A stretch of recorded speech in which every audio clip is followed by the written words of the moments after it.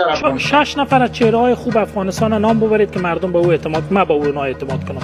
6 نفر 4 نفر بگویید جناب حسینی. 4 تا نام برای ما بگیرید، بگید این 4 تا واقعا انسان‌های خوب و شریفی هستن، مردم افغانستان به این اعتماد کنید.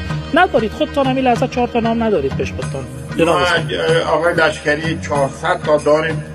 همین نزاکت‌های اجتماعی وقتی که جهان تصمیم میگیره میگه ما از مردم افغانستان و چیره‌های واقعی افغانستان حمایت میکنیم. بله.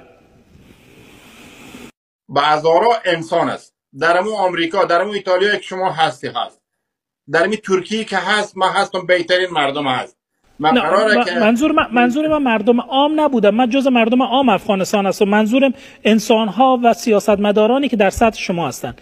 بگویید که این 4 تا سیاستمدار مردم افغانستان انسان‌های بسیار زیاد شریفی هستند که ما حاضر هستم اعتبار و نام خود